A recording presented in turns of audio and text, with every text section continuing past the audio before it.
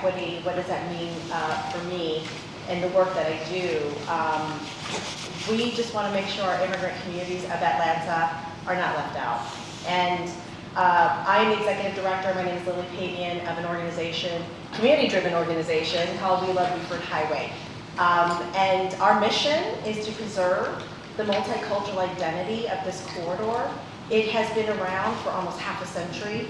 I grew up in this corridor. My father was one of the founding fathers of our Chinatown. And it's just a place of such deep importance. And our work is really about telling our stories, archiving, collecting, empowering our youth within our community, because there's been such a gap and such a lack of investment within our schools that are predominantly brown and immigrant children. We have an arts and culture deep commitment to highlighting all of our different customs, all of our different heritages, stories we bring to Atlanta. You know, arguably Buford Highway is the corridor that brought the Olympics to Atlanta. We are bringing FIFA. And you know, what's important to us in this space, of course, is our small businesses. You know, my parents were part of that entrepreneurial sort of founding communities, and it ebbs and flows. There are a lot of barriers, and there now is a point, particularly after COVID, in terms of this rapid response, this sense of urgency.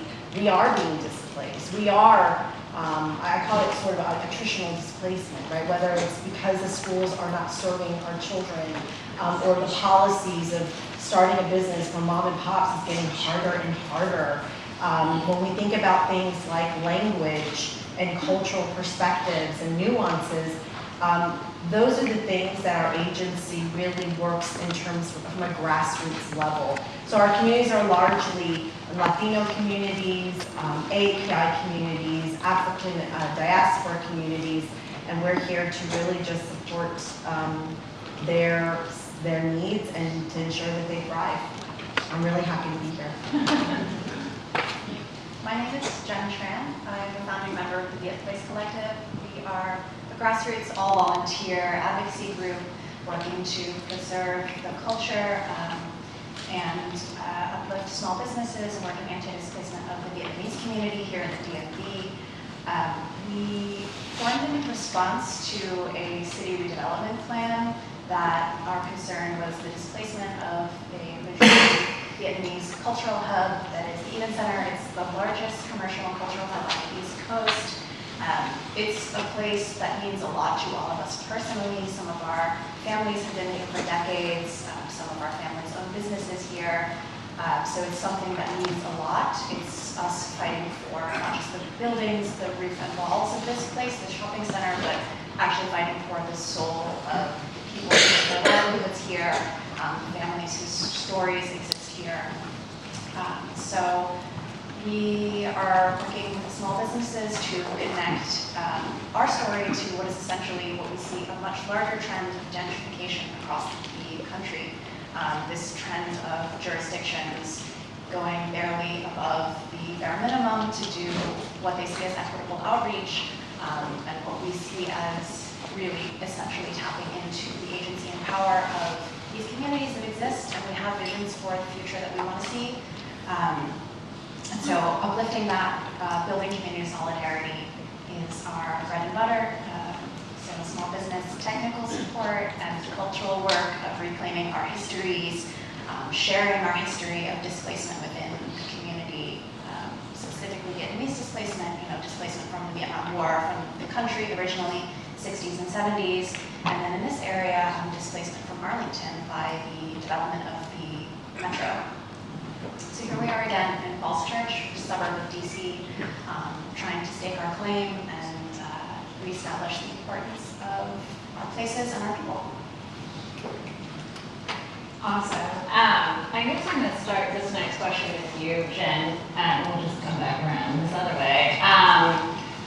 And I think you already started to answer this question, which is, how has culture been essential in advancing equitable development in your work or in your community? And I think, just from hearing you talk, it's that there really isn't space in these processes, right? Like there isn't space. Like these processes are designed to almost strip culture out of the process. It's been designed that way to be so, apolitical, acultural. So for you, right, how has culture been actually essential in, and how have you fought to ensure that it is relevant, it is meaningful, and that it is, again, essential to what we are all trying to achieve?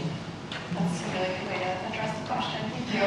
I think culture is essential to galvanizing solidarity between people in the community. That is something that we noticed of watching the city planning process. There were so few people of color, there were so few immigrants, Vietnamese people at these city planning meetings. And there are pictures of our lion dances and our dragon gate, and we say that's enough cultural representation. And that's clearly not the case for us. And so I think capitalizing on cultural organizing is a way to build bonds, strengthen bonds within communities, whereas otherwise there could be a lot of divides. I think when we talk about communities that are being affected by development, it's really important to recognize that we're not a monolith.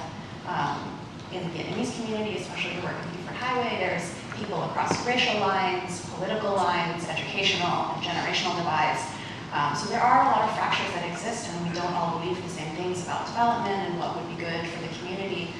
But when we can come along and tap into a shared cultural memory, this is our legacy, this is the reason that we're fighting on the same side, this is a reason, something to build upon and look towards the future. I think that's a really good place to land to, again, build that agency and neighborhood power in a really grassroots way that's not top down of a jurisdiction or city planners assigning a certain cultural identity to a neighborhood. So this is who you are, we will work to protect it. Whereas it's a community actually coming together, looking across the aisle and saying, oh, this is something we have in common, this is something we want to protect together, what can we do together?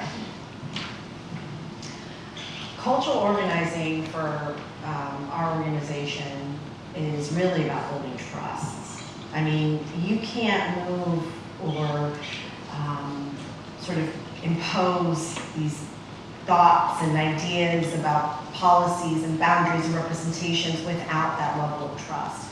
So for us, it's really about we see you, we understand, we want to get to know more about these different cultures because, to your point, it's not just one, Lunar New Year's for everybody, and everybody celebrates the same way, right? I mean, and that's just one example, particularly in our Latino communities. We know there's so many different ethnic groups. We serve 3 cities. The south side is Brookhaven, but actually Buford Highway is a 30-mile state highway. It's a very linear community. And it's done that way because it's such a convenient in terms of access to transportation. And at a time, affordability. It really was an affordable place, and we're starting to see those change. But we serve, our organization serves a 10-mile stretch, the closest to Atlanta. So it's Brookhaven, Chamblee, and Doraville. Chamblee has one of the largest Guatemalan communities. And, there is not those cultural nuances, the things that are different. I think it's really important to raise awareness because it builds that sense of engagement that, we want to know you authentically. And so I think for us, it's really about building that trust. Yeah. I would agree with that. I think in the work of the Purple Line Corridor Coalition, arts and culture were really the entryway into building trust, so I totally, wholeheartedly agree. When we started doing the work in small business anti-displacement, we really started the work right during the pandemic. So we had just started to gear up and starting to do outreach with all the restrictions that existed. So like here we are, and we're also associated with the University of Maryland. So we had the opportunity to build to have the engineering department create the protective equipment, that was running out. So we were going out to the community, and that's how we started. And we went to all the businesses, and of course they said, you know, thank you very much, and that was it. We didn't really get into much more of a conversation with them about everything else we wanted to do. But it was really around arts and culture, and when we started talking about placemaking, you know, placekeeping, and talking to them, because, you know, to your point, Lily, that you were saying about that a lot of times they don't feel seen. And the Purple Line is a light rail line that's being built from New Carrollton, Maryland to Bethesda with 22 stops. And there are many different communities along the way, you know, African American, Latino community, Salvadoran, Guatemalan, Asian, all along the way, you know, African, Caribbean. And I think a lot of times these communities don't get seen. And when a lot of, you know, people travel, they only travel to certain spaces, but they don't get the full breadth of what it represents. So arts and culture was really a way to bring it together, and the placemaking studio at the University of Maryland really did help us start the conversation and building those bridges. Yeah, so I think when a neighborhood redevelops, there's a lot of ways in which culture plays and arts plays a central role. The process of gentrification is not apolitical, and it's not acultural, meaning that there is a politics to the process. There are policies that are put in place that further the process of redevelopment that is more amenable and accessible to some, and less accessible to others, and available to others, and made for others, right? And the process of culture in a neighborhood, the culture of a neighborhood is changing, and it's changing in intentional ways. And so I think that arts and culture has to be a central way in which we think about preservation and how to keep a neighborhood thriving, but it's also in some ways a threat to a neighborhood that is redeveloping as well, because it's a question of whose culture, right? It's a question of how is culture being used, either to push some groups aside and their history and their culture and their arts and their contributions to a neighborhood aside, and prioritize others who may want a coffee shop and a dog park and an arts gallery and things where the hair supply and the business that has always provided the central goods and services to the neighborhood is being marginalized. So it's really a struggle about whose culture we are going to recognize and value in the process of redevelopment. And so when I think about an equitable development frame for an arts and culture in this question, I think it really is about how do we prioritize what is there and what has, helped this neighborhood to thrive and has been the identity and created a sense of cultural value that is making this neighborhood now attractive. And I think there's a lot of ways in which we can think about the particular ways in which that is often used. Like I think about Buford Highway, for instance, is one of the most diverse corridors, or Eden Center as this thriving, Vietnamese place in the country. And oftentimes in redevelopment, that is used as an attraction for redevelopers to come in and capitalize on that culture, and using that as an anchor for the redevelopment that they see that is not meant to benefit those residents. So I think equitable redevelopment flips that on its head and says, if we are the value, if our culture and our contributions are the value, then we are also the beneficiaries of this redevelopment process.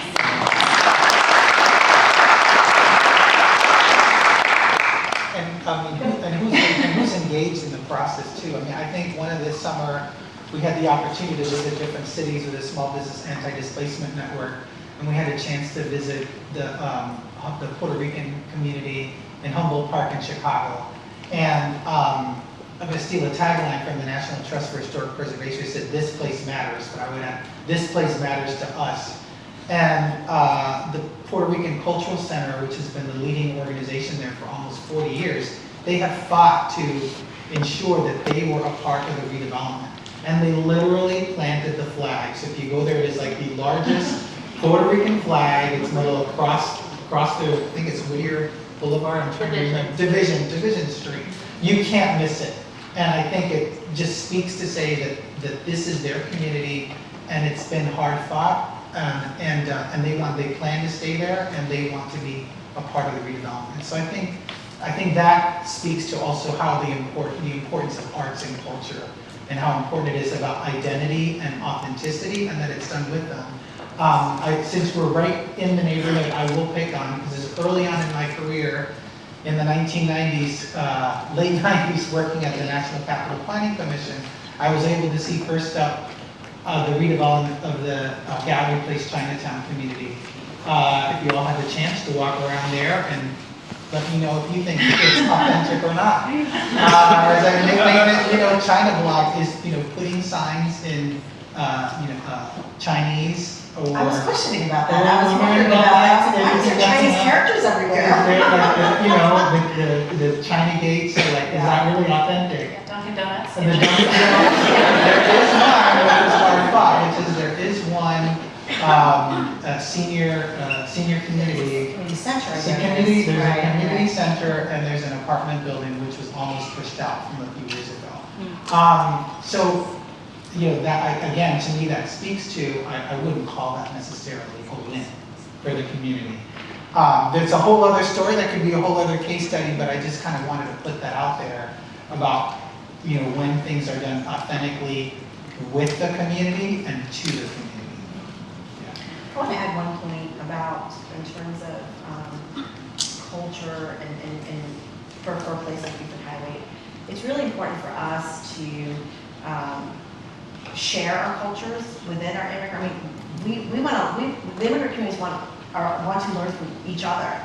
We all have this commonality. We're all from all over. We speak different languages, but we share in this really, really unique journey of being an immigrant. And I think that the art, utilizing arts and culture as such a comforting engagement tool in a way to really, highlight communities. I think it's important, again, because we're this long stretch, to really understand our communities.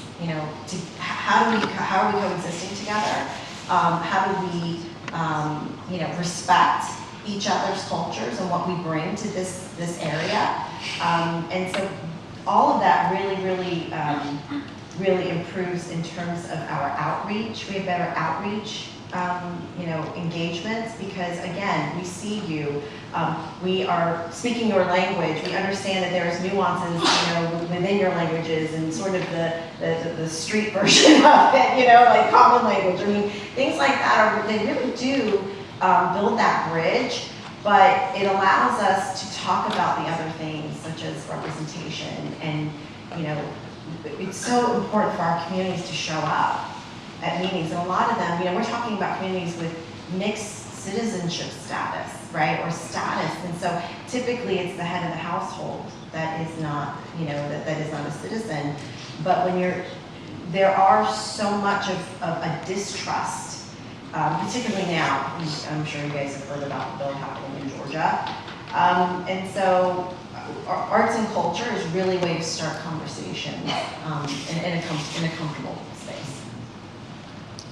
I'd like to ask that if we can wrap this question up. I think you put it really perfectly. And the idea of immigrant culture, again, not being homogenous, but one commonality being historically disenfranchised from these processes of planning, development, people being really unfamiliar with these questions that they're being asked about their neighborhoods. And business owners and residents, their daily lives are so far away from all of this jargon and bureaucratic language. And so it's not that people don't have a vision, it's that they're not being engaged in the right way. There isn't that kind of trust. And so culture is really comforting, as you're saying. It's a comforting place to say, oh, that does actually matter to me. This is a reason I can be engaged. This makes sense as to why I'm being asked about our neighborhood. Whereas, people aren't thinking about this 5-year plan for a highway as relevant. And those big old boards at City Hall, you're like, what am I looking at? They're trying to see how we get to the net, right? Make sure that this day, this making money and. But if we say to them, them, that board is going to take away a legacy place of importance, then it's like, oh, wait a minute. How does this impact my daily life? How does this impact my sense of belonging? And what can I do about it? So those are super important. Yeah. So I'll just ask one last question. Here's my real curveball. But must this work and how arts and culture shows up, especially for communities that have experienced harm or exclusion or erasure, is there any other way other than resistance? Is this always going to be in response and reaction to change? What is an alternative, or are we moving? Do you see us moving toward a place where it's not always, it's like resistance? I see that. I experience that. The work that we do. We're a small, mighty team, by the way. I'm one of 2 full-time people, 1 part-time, and we got a couple of passionate contract workers. But really, this is a community-driven organization. And my approach has been to get my face in building relationships with those power players, so to speak. We work within 3 municipalities, okay? So I'm working with every council person times 3, every mayor times 3, and certainly on the county level as well.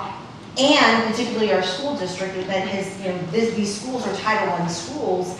They're taking advantage of our ESOL kids, right? You're keeping kids in ESOL, you lower the standards. These kids are under this designation from K through 12. Come on.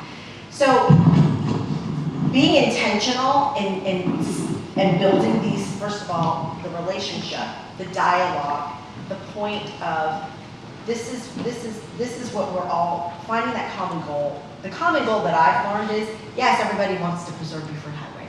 Yes, everybody wants it to be multicultural. Yes, yes, yes. How do you do it? Right? They're shaking their heads too, and I'm like, well, aren't you guys the leaders and aren't you guys the government people? You should know this. But we all, so my approach is, it's less the resistance, because what are we resisting, right? I'd rather work in a space of really, and we pulled in of course, our academia. We work heavily with Emory University, it's about a hop skip from Buford Highway. I think it's about collaboration. I think it's about getting the right folks, getting to the decision makers, and really creating real impacts. Because the thing is about our communities, we've been lied to a lot. And we lie to each other. Let's be frank about that, right? You have one person speaks English and all of a sudden that person's your mouthpiece. And they've made some mistakes and have not served our communities well. So I think it's, for me, it's about collaboration. It's constant fostering of that. It takes a lot of work. This work takes a lot of work. And that's why we are grassroots, but we are reaching those grass tops, and I do believe, because of the relationships we have, it's a pitch that you constantly have to keep talking about. But I would say it's both. I don't want to say resistance, organizing. I think we always have to keep pushing, because I think something that can happen sometimes with arts and culture, it's well, isn't that nice? Isn't that pretty? And I think it's more than that. It also is an opportunity to express the cultures, and that it's not just the Asian culture, but that or the Hispanic, the Latino culture, but that there's Cuban and Puerto Rican and Dominican and Guatemalan, and there's variations of that. And I think a lot of times we miss, and even I've done that. I think my own lesson in that, what may appear to us as maybe not much is actually very significant to the community. And there's a business in a strip shopping center where the landlord is he's really just disinvesting in it, he's just letting it go. And there's a Nigerian restaurant called Queensway that's been hanging on there. They've had all sorts of problems with like code and that the landlord doesn't want to fix. And for the outsider who doesn't really know, they think that maybe, this business that, is hanging on, it's actually a regional draw. There are people that will come from Virginia who will go to that business. So I think part of it, the organizing in the arts and culture is like the landlord wasn't really that interested in us doing placemaking, but the students went ahead and outlined an area with chalk and painted it and built, brought in some chairs, tables and chairs temporarily. It wasn't necessarily all into that, but it was, gone, and we did it in one day, but that was a way of building like culture. So a little bit of that, guerrilla style sometimes is necessary that can be done with like placemaking, and maybe you don't get the cooperation of your city leaders, and some banners might happen to appear on some telephone poles, and they tell you they're going to be taken away, but they're still there 8 months later, And I'm like, I'm glad that's still there, even though they told us it was going to be gone next month. You hit the nail on the head with landlords, the property owners, we're going through a case right now, and through this collaboration, the city's like, yes, we support, tear down those, crazy codes and whatever. The landlord is the one that is like, wait a minute, we're trying, and so that's where that resistance comes in, and you kind of have to be a little bit, coming back with, are you going to be the one? That's your story. You're going to be the one that's going to take this place down. They don't want that. We're just trying to talk about it in front of the news about how we're letting the business flood because we haven't fixed it. So We are. Viet Place is a very young group. We're in our 20s, 30s, 40s. We have been called noisy activists by some at the city, and I think it's just funny because, we're making noise. That's a good thing, and you're threatened by that. And so I think it is essential. I think the way the system works with planning and development is it's almost always going to be reactive, right? Planners will bring a city plan to the community and say, here, what do you think about this thing that we've spent 5 years on that's going to happen now to you? So it is almost always resistance, and it's power building. It's recognizing the state of our community now. Eden Center is such a cultural cornerstone, but some of the infrastructure is falling apart. The landlord has neglected some of these things. Business owners are getting older. Change is inevitable, and so I think part of that response to the reactive nature of the problem is continuing to always build that community power and say, okay, change is coming. What future can we imagine? What will it look like when these businesses succeed to the younger generation? What can we build in response? Yeah, I would agree. I think it's impossible for most communities of color to imagine existence without resistance. Yes. Right? So just the fact that you have an ethnic enclave or a predominantly black or brown neighborhood means that is a culture of resistance to survive, but also to survive amidst constant marginalization and devaluation of that space because of the people who live there.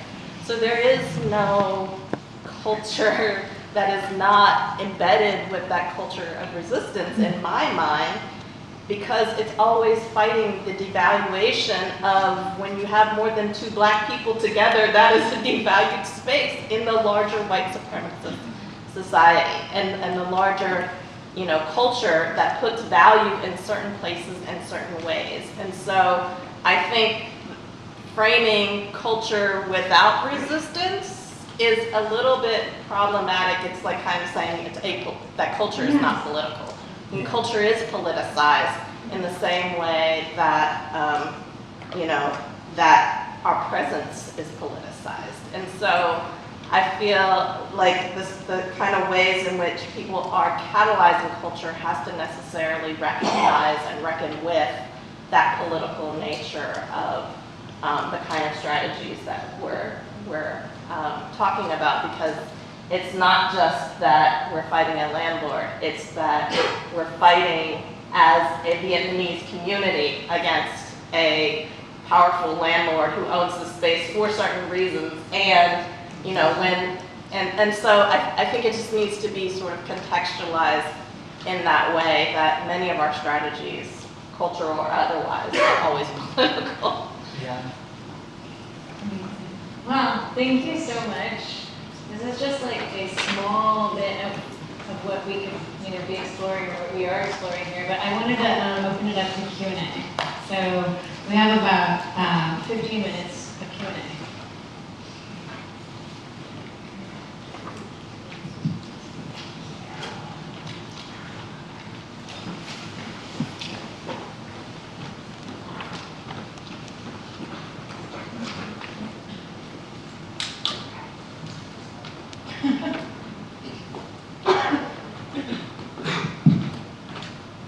How about now? Oh, good. Okay. Hi, I'm Rebecca King. I'm a planner with the local government, and you hit on something I'd really love your thoughts on.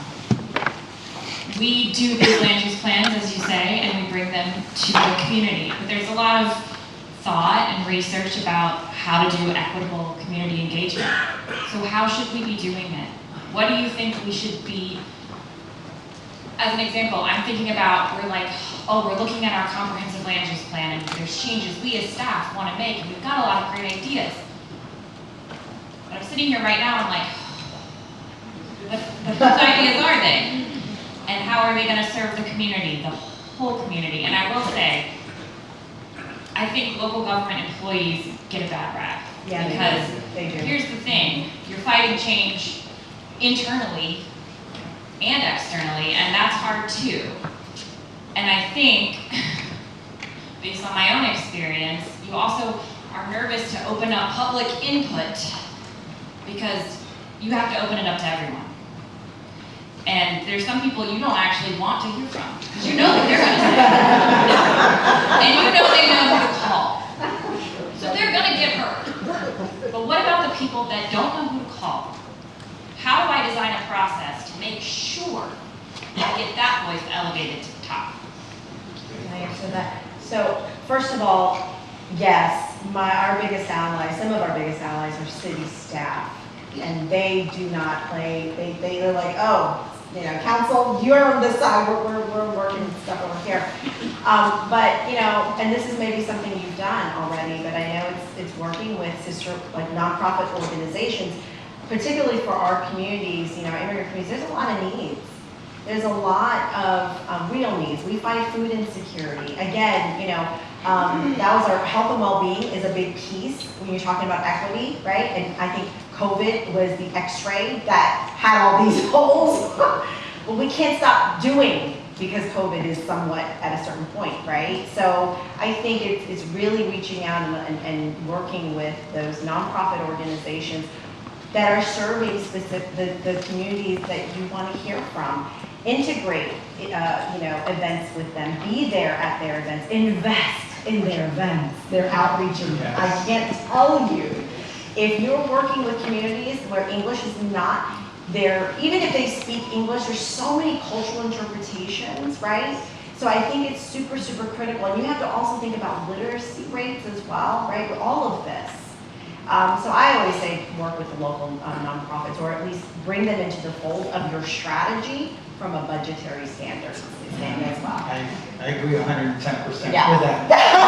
Amen. Yeah, and to add to that, I think, I understand having worked in local government, from the higher ups, you get given a timeline, this is when we need to have the draft out and the final plan. And so, they talk about collaboration and community engagement, but it still ends up being an afterthought. So I would say that whatever you have scheduled, you need to do twice as much as what you think you need to do. And a lot of that isn't the official meetings. It's like, just because you had an event at the library or at the community center and you have nice panels with all these drawings and you put out food and you've invited everyone and expect everyone to come, I'm like, isn't this great? Where is everyone? That's not enough. You really have to make phone calls. You have to visit people in person, and you can program and do an event together. WhatsApp, if you're dealing with WhatsApp. we're not on email, we're not on, think about technology as a barrier as well. Really understanding that phone tree, old school way, word of mouth is huge in communities as well, right? Some people are looking at, what's the word, what's a phone tree? Yes, I'm old. But it works. This is how our community, you know, you've got Line in some communities, you got WhatsApp in other communities, you got Kakao in other communities. Utilize, literally go to where they're at, right? And we have to really sharpen your Marcoms strategies. That's where your investment really needs to go into.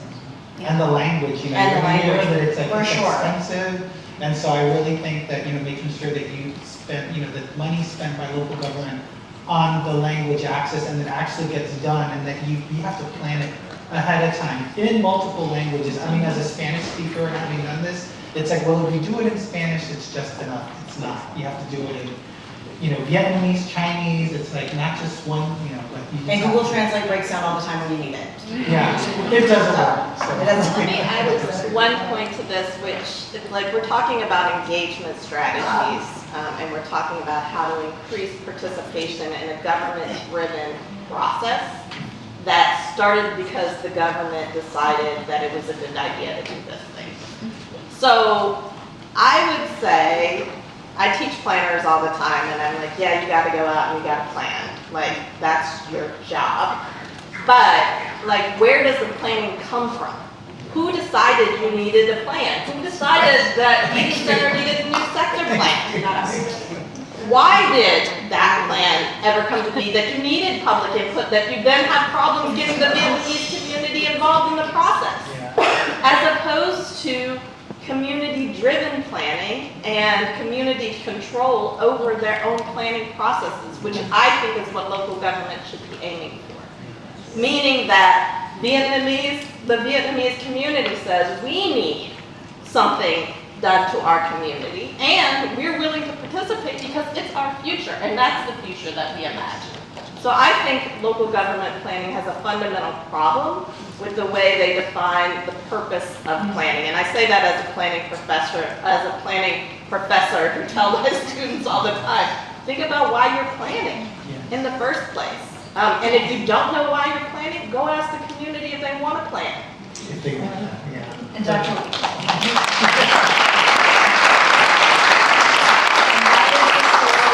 Our Chinatown in Atlanta. It was really community driven. It was the fact that the generation wanted to, they didn't realize they had to teach their culture to their children and fight Western culture. I mean, that was a huge thing in our house. And so all of a sudden it's like, wait a minute, we need to create this, no one's gonna give you a community center. You're just not. It was literally community built. And we really didn't have the politicians or city leaders so much involved in terms of that engagement and how we build it. So yes, 100%. I think on a practical note, just really quickly, and my day job is planning at a local county, so I very much understand I'm part of staff. I don't make budgetary decisions. My heart and soul is in community organizing, but that's the work I do. And so I think a practical change is to make sure that you're reaching out to tenants and not simply property owners. We have all these processes in place to reach out to owners. Tell tenants what they should be concerned about. The tenants have real stake, real livelihoods at risk, and real opinions about what they want things to look like. So I think that's a really important change to be made. I also go a step further. I mean, I think I've advocated for, they should, that local governments should engage and pay the local government organizations to do the outreach and engagement that they do it. They do it, they end up paying, spending all this extra time doing it, and they don't get paid for it. So I think they should. Hello, my name is Chris from Black Land Ownership, and I have a question that runs along this track. There seems to be a general theme of bigger, faster, more. Let's scale, not just double in 5 years, but we want 10x. We want to do what tech has done. We want to turn everything into a startup. You all are talking about moving at the speed of trust. You're talking about moving at a speed of community work, which may not be bureaucratic and involves negotiation that's not coercive. All that seems to be in opposition to the general movement or momentum of our country. So how does a person who works in planning or who works in local government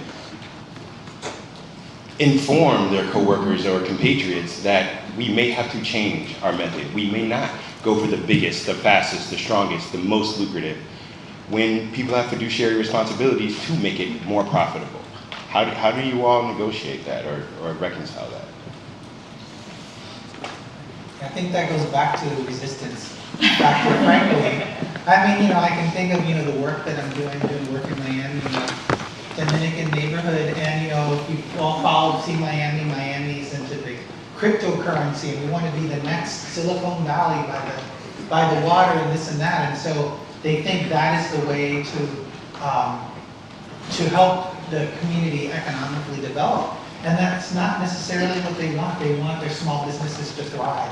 So it really is about telling that story about how these businesses matter and that resistance, that small business is just as much of an economic contributor and an engine to Dade County as some of these other, quote unquote, economic drivers. So I think it's telling that story, and it is organizing. I think that's a part of it. Even if it is, building at the speed of trust is slow. It takes a long time. Yeah, and I think there's also like a fundamental question about why neighborhoods change so quickly, right? And part of that reason is because there's a profit capability, and then there's a lot of policies that go into making that neighborhood more valuable.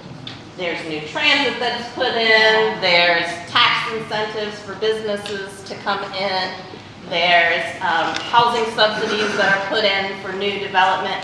And so part of that resistance strategy is actually slowing some of those things down, right? It's asking about the fundamentals of the land contract, if you will, and finding points of leverage to slow some of those processes down or stop them altogether. And I think it's also asking the question about why.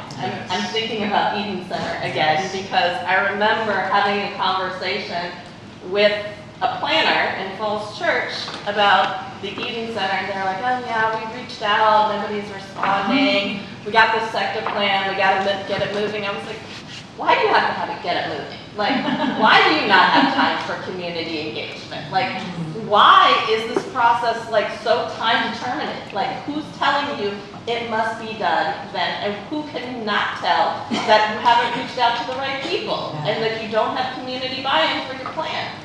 And they're like, oh yeah, we'll think about that. And they went back and they thought about that. And they're doing stuff with the Eden Center to get more community engagement and working with the Place Collective, because it's not the sense of urgency is really a profit-driven sense of urgency. It is not a sense of urgency and a political sense of urgency. It is not a sense of urgency that's driven by the communities. And the community does have power to slow those processes down.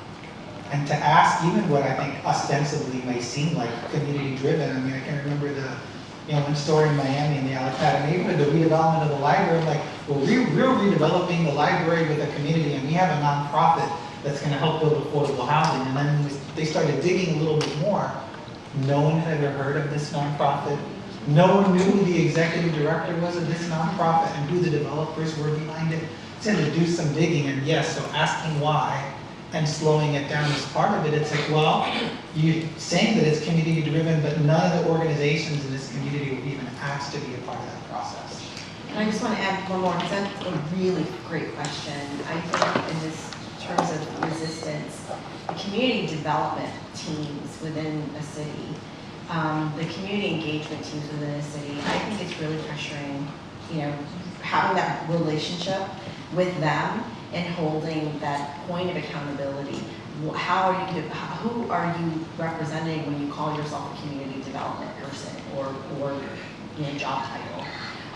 And I know that sometimes we've pushed really hard where the community development person says, you know what, you're right, and I quit, because they didn't feel like they had the actual power. So then it becomes about looking into these city organizations in terms of your teams and your staffs, and how much empowerment are you really giving these titles.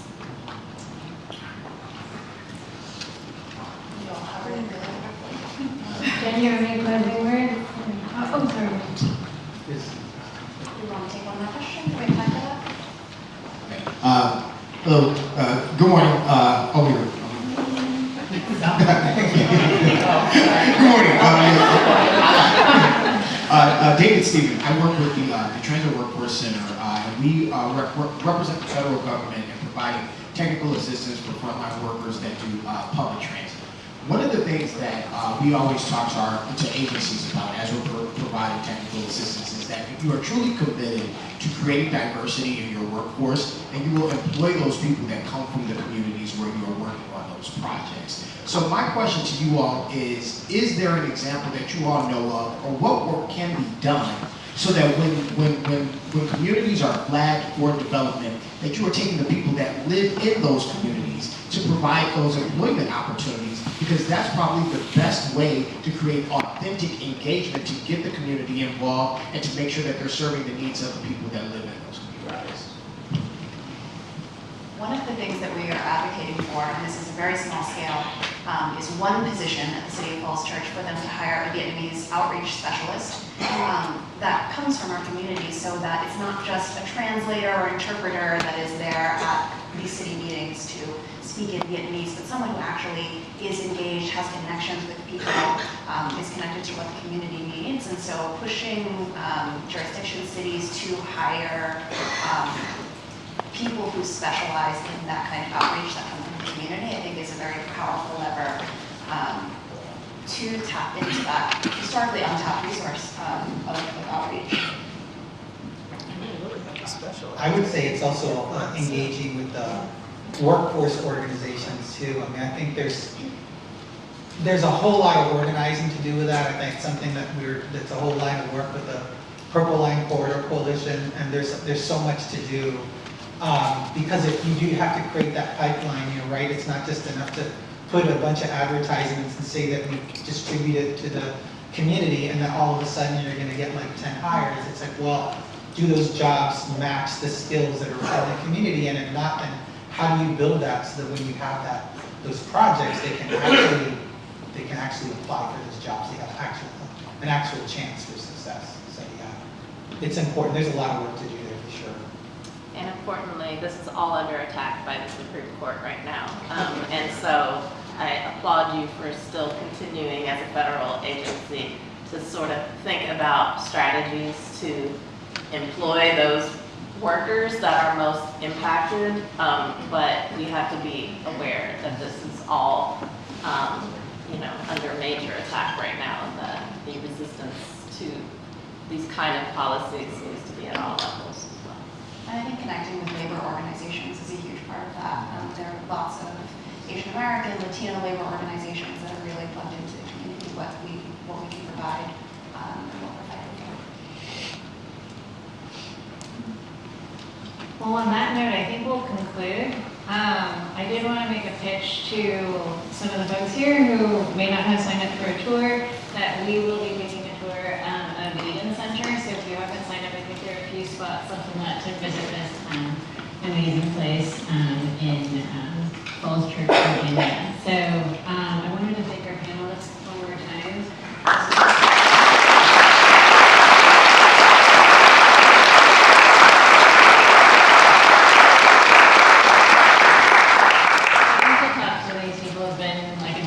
So I will make some closing announcements as we transition.